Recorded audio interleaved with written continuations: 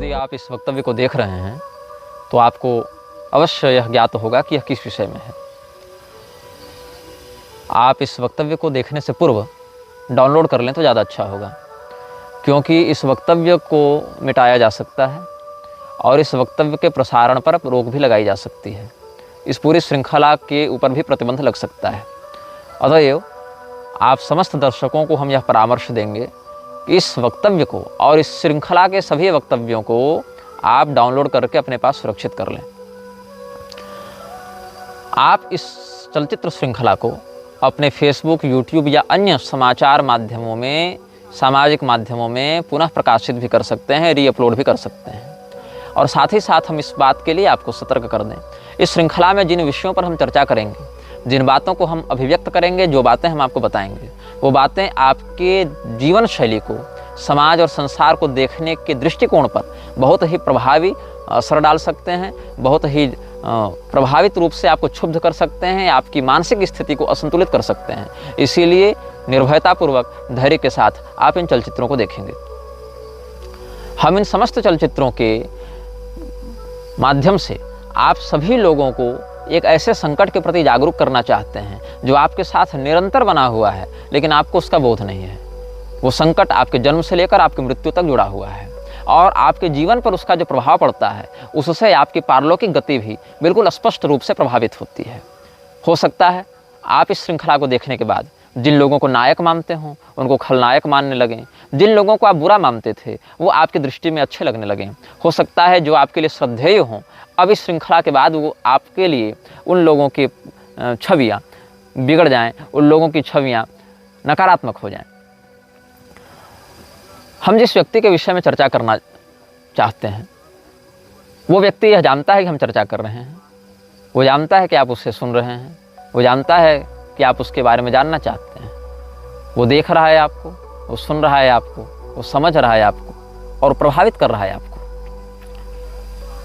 इस विश्व के सैन्य शक्ति, आर्थिक शक्ति, राजनीतिक शक्ति, शैक्षणिक शक्ति और बहुत से प्रकार के तकनीक, विज्ञान और आविष्कारों के पीछे जो सत्ताएं हैं, वो समस्त सत्ताएं जिस शक्ति के लिए कार्य कर रही हैं, जिस व्यक्ति के अनुशासन को मान रही हैं, चाहे यह जानते हुए पर भी कि हम किसके लिए काम कर रहे हैं या न जानते हुए, कुछ भय से, कुछ लोभ से, कुछ अज्ञान से, लेकिन उसके विरुद्ध जाने का साहस कोई नहीं करता।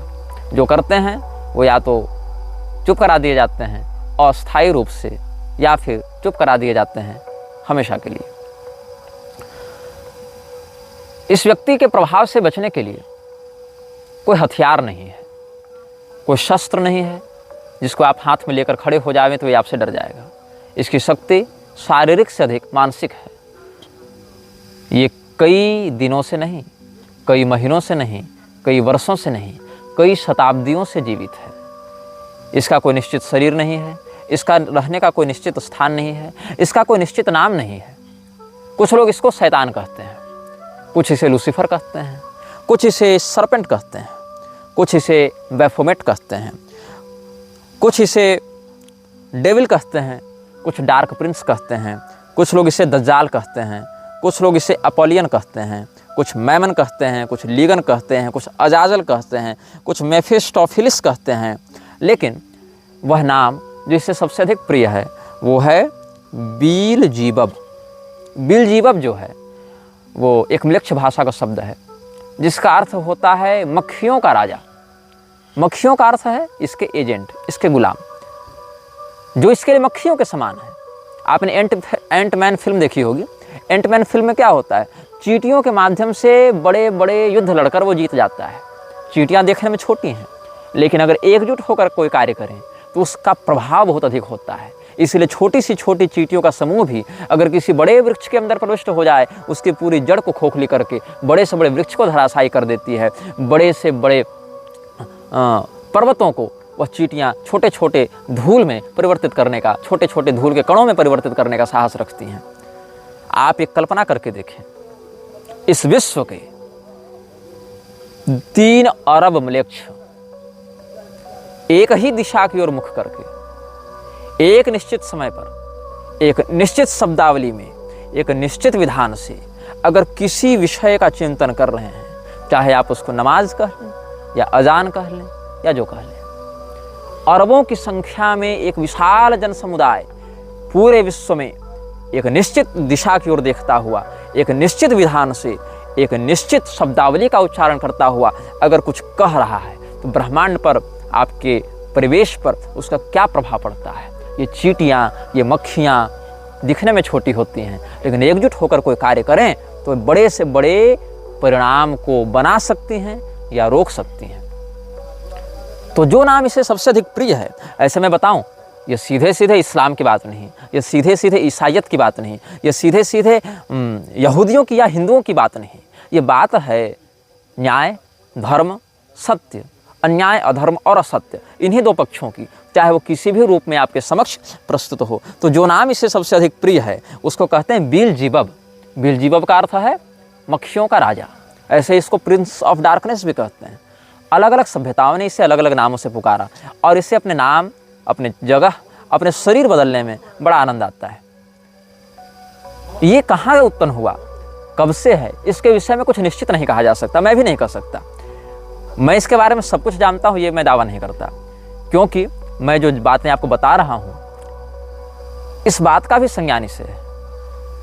अब आप पूछेंगे कि ये आपको रोकता क्यों नहीं, क्योंकि ये जानता है कि मेरे बताए गए वक्तव्यों से इसके अस्तित्व पर कोई प्रभाव नहीं पड़ेगा। ये इतनी बड़ी सत्ता है कि मेरे कहे हुए शब्दों से इसको प्रभाव नहीं पड़ेगा, आपके सुनने से इसको प्रभाव नहीं पड़ेगा, आपके द्वारा दिए जा रहे प्रयासों से, आपके द्वारा दिए जा रहे परिश्रमों से इसकी सत्ता क्षुब्ध नहीं होगी, इसकी सत्ता प्रभावित नहीं होगी। कुछ लोग इसे अस्मोडियस कहते हैं। मैंने इसके कुछ नाम अपने शोध से व्यक्त किए हैं, कुछ अपनी साधना से व्यक्त किए हैं। मेरे कथनों में एक बड़ा अंश मेरे अध्ययन का होगा, एक बड़ा अंश मेरी साधना का होगा, एक बड़ा अंश उन विशेषज्ञों से बैठकों का होगा जिनके साथ मिलकर हमने इस विषय में शोध किया है। कुछ लोग इसे अजाजिल कहते हैं, कुछ बेफोमेट कहते हैं, कुछ सेखमेट कहते हैं, कुछ बेहमत कहते हैं, कुछ समेरियस कहते हैं, कुछ मारदुक कहते हैं। और आप एक फिल्म देखे होंगे थुम्बाड़, जिसमें एक शैतान होता है जिसका नाम था हस्तर। आपको लगता है फिल्में केवल डायरेक्टर्स या स्क्रिप्ट राइटर्स की कल्पना से बनती हैं, ऐसा नहीं है। उन कल्पनाओं की प्रेरणा देने वाली शक्तियाँ प्रयास करती हैं कि समाज में इन नामों की लोग चर्चा करें, और जिसके नाम की अधिकाधिक चर्चा होती है उसकी शक्तियाँ भी बढ़ती हैं। तो इसका एक नाम है अस्तर, इसी नाम को थोड़ा सा बदल कर दिया गया हस्तर। तो अस्तर जो है ये भी इसके अनेक नामों में से एक नाम है। अब ये व्यक्ति कब से है, कहाँ रहता है, इस विषय में हम चिंतन करते हैं। इसका वास्तविक नाम क्या है ये मैं दावे के साथ नहीं कह सकता, लेकिन जिस नाम का प्रयोग करके इसने अपनी वास्तविकता की एक झलक हमें दिखाई, उसका नाम भी बड़ा विचित्र है। उसको कहते हैं आर्द्र म्लेच्छ। आदि म्लेच्छ नहीं, आर्द्र म्लेच्छ। हम सुविधा के लिए आपके सामने इसका नाम बताएंगे म्लेच्छराज, क्योंकि इसके वास्तविक नामों का उच्चारण करने से इसकी शक्तियाँ बढ़ती हैं, और हम चाहते नहीं कि इस श्रृंखला में इसके नाम का बार बार प्रयोग करके हम इसकी शक्तियों को अपने ही ऊर्जा प्रदान कर करके विस्तृत करें। आपने हैरी पॉटर फिल्म देखी होगी, वहाँ वोल्डेमॉर्ट का एक किरदार था, the one who can't be named. उसका नाम लेने से लोग डरते थे। मैं डरता नहीं हूँ, इसीलिए श्रृंखला को निर्गत कर रहा हूँ, लेकिन मैं ये बात आपको अवश्य बता दूँ कि इसके वास्तविक नामों का आप जितना कम प्रयोग करें उतना अच्छा है। वास्तविक नाम है आर्द्र म्लेच्छ, लेकिन आप अच्छे से समझ जाएं, इसके लिए हम इसके नाम का प्रयोग करेंगे म्लेच्छराज के रूप में। इसका एक नाम आहरिमान भी है। आहरिमान और आर्द्र म्लेच्छ दोनों इसका वास्तविक नाम है। आहरिमान आर्द्र म्लेच्छ इसका नाम है, आर्द्र म्लेच्छ इसका सरनेम है, आहरिमान इसका नाम है। तो आहरिमान आर्द्र म्लेच्छ ये इसका पूरा नाम है, first name and last name.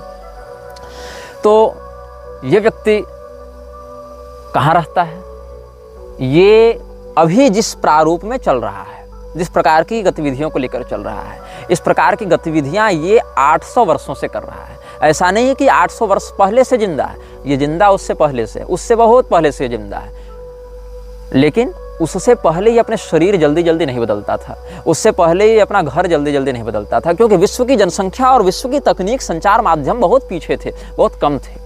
जैसे जैसे तकनीक बढ़ती है और जैसे जैसे जनसंख्या बढ़ती है, उतनी शीघ्रता से इसको अपना शरीर बदलना होता है, उतनी शीघ्रता से इसको अपना ठिकाना बदलना होता है। तो पिछले, मतलब आप समझ लें कि अगर आधुनिक काल गणना के अनुसार माने तो ईसा की पहली शताब्दी से लेकर ईसा की 12वीं शताब्दी में 1200 वर्षों में इसने अपने ठिकाने 8 से 10 बार बदले, और इधर 800 वर्षों में इसने अपने ठिकाने लगभग 10 बार बदले। हर 2 पीढ़ियों में ये अपना ठिकाना बदल रहा है, जिसमें 4 ठिकाने इसने पिछले 80 वर्षों में बदले हैं। क्योंकि इन 80 वर्षों में तकनीक का विकास अधिक हुआ, संचार माध्यमों का विकास अधिक हुआ, यातायात माध्यमों का विकास अधिक हुआ। इसीलिए समय अनुसार ये प्रयास करता है कि विश्व की जनसंख्या को ऐसे बिंदु पर आकर रोका जाता रहे कि इसको बारंबार अपना स्थान और अपना शरीर न बदलना पड़े। क्योंकि जितने अधिक लोग बढ़ेंगे, उतने अधिक विचारें बढ़ेंगे, उतनी विचारधाराएं बढ़ेंगी। विचारों की बढ़ोतरी से हर व्यक्ति की मानसिकता पर प्रविष्ट होकर उसको नियंत्रित करना कठिन होने लगता है, सर्वर लोड बढ़ता है। इसीलिए कम हो लेकिन वफादार गुलाम हो हमारे, तो ऐसे लोग इसको अधिक प्रिय हैं। मैं जिस स्थान पर बैठकर ये बात कह रहा हूँ, उस स्थान पर मैं 29 जुलाई 2015 की रात को भी बैठा हुआ था। क्यों? क्योंकि मुझे धमकी आई थी इसी म्लेच्छराज के कुछ गुलामों से, जो मेरा अपहरण करना चाहते थे। और तब हम अपने घर से लगभग 1280 किलोमीटर दूर इस जगह पर बैठे थे। समय था रात के 7 बजे और दिनांक था 29 जुलाई 2015।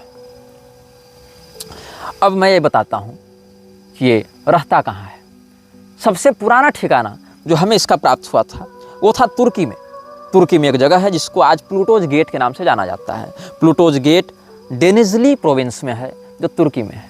यहाँ पर लगभग ये 150 वर्षों तक रहा और 150 वर्षों तक इसने किया अपनी शक्तियों को बढ़ाया। सक्रिय तब भी था, लेकिन अपनी शक्तियों को इतना बढ़ाया कि ये सामाजिक सम्मोहन कर सके। कितने लोगों तक? लगभग 2 से 3 हजार लोगों की भीड़ को एक लक्ष्य के प्रति मानसिक रूप से सम्मोहित कर सके, ऐसी इसकी योजना थी और जिसमें ये सफल हुआ। इसके बाद इसने अपना ठिकाना बदला। इसके बाद इसने अपना ठिकाना बनाया इजराइल के बगल में। अब वो फ़लस्तीन है या वो इजराइल है, इस विवाद में हम नहीं पड़ेंगे क्योंकि ये झगड़े का विषय है। लेकिन इजराइल हो या फ़लस्तीन हो, इसने जेरिको या जेरिचो, जो भी इसका उच्चारण भाषा में किया जाता है, JERICHO, जेरिचो या जेरिको, जहाँ तक जेरिको होना चाहिए उच्चारण, ये फ़लस्तीन का प्रांत माना जाता रहा है या इजराइल का प्रांत माना जाता रहा है। ये विवादित विषय है, लेकिन इसने अपना ठिकाना यहीं पर बनाया। अभी इस वीडियो क्लिप में 4 मिनट की रिकॉर्डिंग हमारी नहीं हो पाई थी किसी तकनीकी खराबी के कारण। इस श्रृंखला की घोषणा जब हमने की थी, उसी समय से हमारे फ़ोन पर ऑटोमेटिक फीड्स में कुछ ऐसी बातें स्वयं आ रही हैं जो कि ऑफलाइन बातें हैं। ऐसा नहीं कि मैं कुछ नेट पर सर्च कर रहा हूँ या कुछ मैं ट्रेलर रिलीज कर रहा हूँ तो उसका एल्गोरिदम पकड़कर कुछ सजेशंस मिल रहे हैं, ऐसा नहीं है। मतलब बिल्कुल ऑफलाइन तरीके से भी जिस मोबाइल से वाईफाई या सिम कनेक्टेड नहीं है, उन मोबाइल्स पर भी कुछ सर्च करने पर, फोल्डर पर भी सर्च करने पर, ड्राइव में भी सर्च करने पर कुछ ऐसी बातें अप्रत्याशित रूप से सामने आ रही हैं जो कि हमारी संज्ञान में नहीं थी। और अभी क्या हुआ कि जब मैं इस क्लिप की दूसरी प्रति बना रहा था, एक दूसरा भाग अब रिकॉर्ड कर रहा था, तो लगभग 5 मिनट रिकॉर्डिंग होने के बाद वो स्वयं कैमरा बंद हुआ और उसके बाद वो रिकॉर्डिंग स्वयं मिट गई।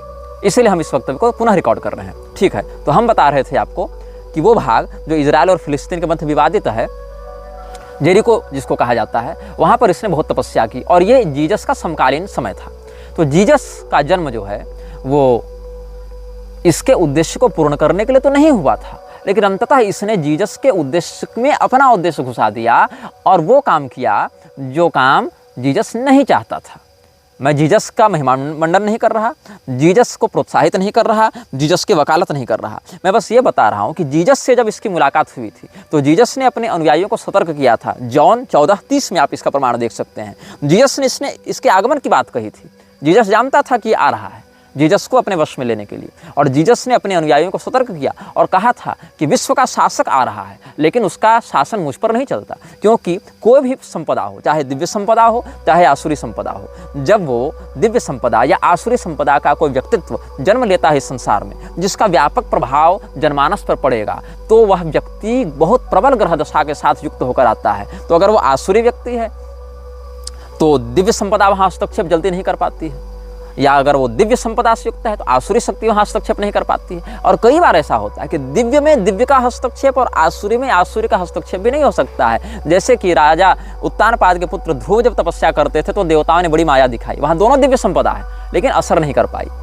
यहाँ पर आसुरी संपदा में देखें, रावण और निवात कवच राक्षसों के बीच में युद्ध हुआ है, दोनों आसुरी संपदा के हैं, लेकिन निवात कवचों की आसुरी शक्तियाँ रावण के ऊपर हावी नहीं हो पाई। तो यहाँ पर दोनों मृक्ष शक्तियाँ टकराई हैं, लेकिन मृक्षराज उस समय, जो आर्द्र मृक्ष है, वो उस समय अहरिमान का शासन जीसस पर नहीं चल पाया। इसलिए जॉन 14:30 में जीसस ने कहा अपने अनुयायियों को कि I will no longer talk much with you for the ruler of this world is coming. इस विश्व का शासक आ रहा है। तो वह विश्व का शासक गॉड नहीं था, वो उस विश्व के शासक का नाम था आर्द्रम्लेक्ष अहरिमान। और उसने कहा म्लेच्छराज का शासन मेरे ऊपर अभी नहीं चल रहा है, he has no power over me, ये जीसस ने कहा। और जीसस के ऊपर उस समय प्रभाव नहीं पड़ पाया, इसीलिए 300 वर्षों तक म्लेच्छराज ने अपनी तपस्या को बढ़ाया। और कॉन्टेस्टिन के समय जीसस का ब्रांड उठाते हुए, जीसस का नाम लेते हुए कॉन्टेस्टिन के माध्यम से म्लेच्छराज ने अपनी शक्तियों को आगे बढ़ाया। और इसमें उसको 300 वर्षों का समय लगा ताकि विधिवत वो समाज में अपने विकृति का प्रसारण कर सके। और इस समय वो कहाँ था? उस समय न्यू ऑरलिन्स लुसियाना में था, जहाँ गेट्स ऑफ जीनी है। गेट्स ऑफ जीनी नामक स्थान पर म्लेच्छराज ने 300 वर्ष अपना निवास बनाया। और लुसियाना शहर में, जो कि एक म्लेच्छ प्रांत है, वहाँ पर इसने अपनी शक्तियों को बढ़ाने का काम किया। इसके बाद लगभग हर 100 साल 150 साल में ये अपना स्थान बदलता रहा, जिसमें ये जापान आया और श्रेजान की पहाड़ियों में इसने तपस्या की। फिर ये चीन आया, वहाँ चोंग क्विंग मिंग के पहाड़ी में इसने तपस्या की। फिर ये ग्रीस आया, वहाँ केप मेटापान की गुफाओं में इसने तपस्या की। फिर ये चेज गणराज्य चला गया, जहाँ इसने किला बनाया जिसको होस्का कैसल कहा जाता है। होस्का कैसल में इसने तपस्या की। वो किला 3-4 बार बना है, लेकिन प्रारंभ में उसने म्लेच्छराज ने ही इसकी नींव रखी थी। यहाँ पर ये अभी भी विद्यमान है, इन जगहों पर अभी भी इसके मुख्यालय विद्यमान है। फिर ये इटली में 2 मुख्यालय बनाता है। चेज रिपब्लिक के बाद इटली पहुँचा। इटली में इसने अपने 2 मुख्यालय बनाए, एक केव ऑफ सिविल में, सिविल की गुफा में इसने बनाया, और एक रोम में भी इसकी गद्दी है जिसको लेक्टस कर्टियस कहते हैं। लेक्टस कर्टियस की जो गद्दी है वो इटली के रोम में है, वहाँ पर म्लेच्छराज की एक प्रधान गद्दी है। फिर वहाँ से ये मैक्सिको पहुँचा, जहाँ पर मिक्टलैन एक स्थान है, वहाँ पर इसकी एक गद्दी है। बेलीज में एक्टोन टूनिसिल मुखनाल नाम की गुफा है, वहाँ पर इसका है। आइसलैंड में एक ज्वालामुखी है, उसके अगल बगल भी इसका शासन था, जिसको हेकला ज्वालामुखी कहा जाता है। फिर पेंसिल्वेनिया में सप्तद्वार नामक स्थान है, 7 गेट्स ऑफ हेलम, वहाँ पर भी एक इसका स्थान है। और ग्रीस में मैं बता चुका हूँ केप मेटापेन गुफाएं, वहाँ पर भी, मतलब कहीं पहाड़, कहीं किला, कहीं गुफा, ऐसे स्थानों पर तपस्या करता रहा। अब प्रश्न है, तपस्या इसने किसके की? किसी देवता की, किसी भूत की, किसी पिशाच की, किसकी तपस्या की? इसने तपस्या की पश्चिमामनाय तंत्र के मंत्रों की। भगवान महादेव ने भी इस बात का उद्घोष किया है कि विश्व में बढ़ते म्लेच्छ तंत्र में पश्चिमामनाय तंत्र के मंत्रों का बहुत बड़ा हाथ होगा। और पश्चिमामनाय मंत्रों की एक बड़ी ऊर्जा इस्लामिक आतंकवाद को प्रोत्साहित करने में भी लगती है। तो उस मंत्र की उसने आराधना की, साधना की, मंत्राधिष्ठात्री आसुरी शक्तियों की इसने आराधना की। फिर इसने अपने मुख्यालय बनाने आरंभ की। ये तो इसकी कर्मभूमि हो गई। इन स्थानों पर इसने अपनी शक्तियों को बढ़ाया और अपनी शक्तियों को, ये 12वीं शताब्दी तक की बात है। 12वीं शताब्दी के बाद ये आया प्रोवो ऊटा नामक स्थान पर। प्रोवो ऊटा स्थान पर आकर इसने अपनी एक गद्दी स्थापित की, अपना एक मुख्यालय बनाया। फिर ये माल्टा चला गया। माल्टा शहर में जो गोजो द्वीप है, गोजो द्वीप पर इसने कब्जा किया। माल्टा शहर में ये रहा। उसके बाद मैंने जहाँ तक हमारी बुद्धि जा पाई भौतिक और आध्यात्मिक स्थिति से, वहाँ तक हमने इसका शोध किया है। और मैं बताऊँ, फिर ये स्कॉटलैंड गया, वहाँ स्काराब्री नामक स्थान पर ये रहा। फिर ये उत्तरी स्लोवेनिया गया और वहाँ पर पोटोक की गुफाओं में रहा। फिर ये इराक पहुँचा, कुर्दिस्तान इराक के क्षेत्र में इवरिल का सीटाडेल इसने बनवाया, वहाँ पर ये रहा। फिर फ्रांस चला गया, वहाँ पर लेस्कक्स की गुफाओं में रहा। फिर स्पेन के केव ऑफ इल कैस्टेलियो में ये रहा। उसके बाद ये तुर्की आया, गोवेकली टेप में ये रहा। इस प्रकार से अलग अलग स्थानों पर घूमता हुआ अंत में ये पहुंचा कोला प्रायद्वीप। कोला प्रायद्वीप में आज से 50 साल पहले म्लेच्छराज रहता था। जब कोला प्रायद्वीप में वैज्ञानिकों का शोध बढ़ने लगा तो कोला प्रायद्वीप को छोड़कर ये पहुंच गया तुर्कमेनिस्तान के काराकुम रेगिस्तान में।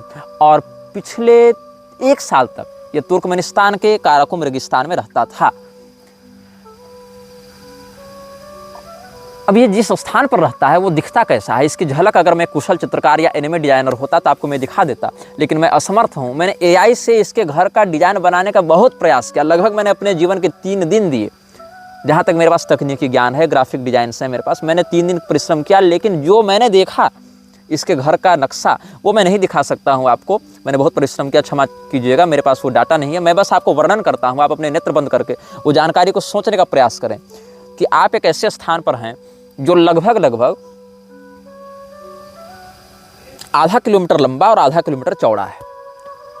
मतलब वो स्क्वायर नहीं है, आप ऐसा समझें कि वो आधा किलोमीटर रेडियस का एक गोलाकार क्षेत्र है। उस गोलाकार क्षेत्र के मध्य में एक तल्ले का एक घर है।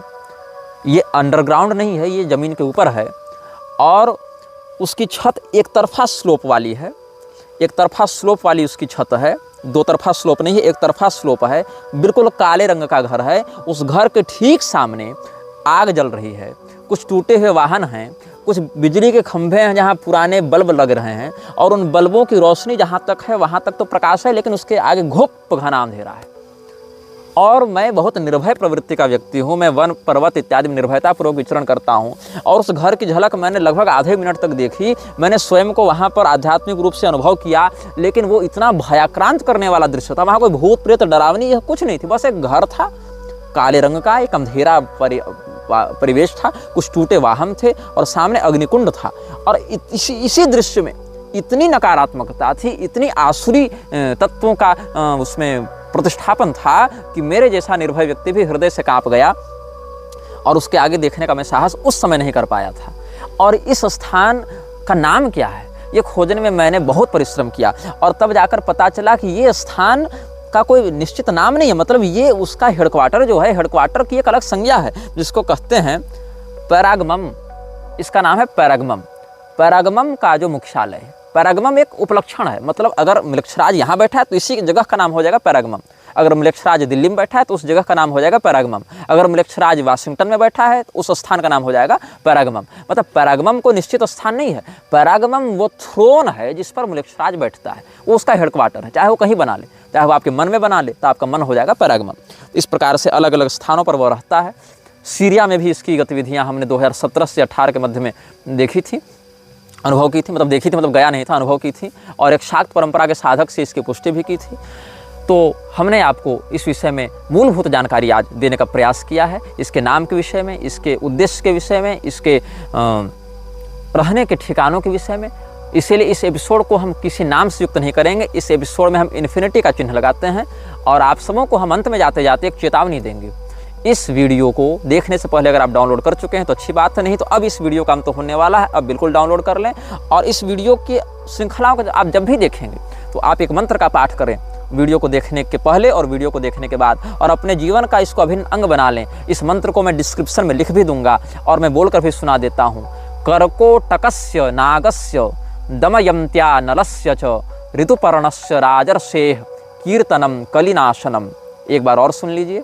ऋतुपर्णस्य राजर्षेः कीर्तनम कलिनाशनम, यही वाला श्लोक है, शुरू से पहला बोलता हूँ।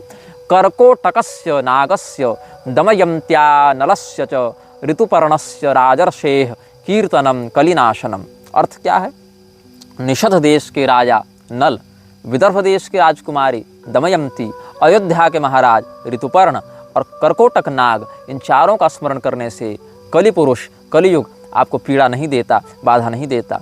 आप अभी जिस आध्यात्मिक स्थिति में हैं, अपने इष्ट का चिंतन करते हुए, अपने गुरुमंडल का चिंतन करते हुए, अपने कुलागमोक्त देवताओं का चिंतन करते हुए इस मंत्र का अधिकाधिक चिंतन करें, पाठ करें। प्रातःकाल उठकर इसका अधिकाधिक चिंतन किया करें, इस मंत्र के अर्थ का चिंतन किया करें और परब्रह्मणे नमः ऐसा कह के भगवान को प्रणाम करें, अपने इष्ट को प्रणाम करें। और मृक्षराज से आपका जीवन मानसिक, शारीरिक, सामाजिक रूप से प्रभावित न हो, इसके लिए अपने मन को अधिकाधिक सबल बनाएं, क्योंकि आपका भय ही मृक्षराज का आहार है। यह वीडियो जल्द ही हटा दिया जा सकता है। कृपया थर्ड पार्टी ऐप्स का उपयोग करके डाउनलोड करें। आप इस वीडियो को अपने चैनल पर फिर से अपलोड भी कर सकते हैं।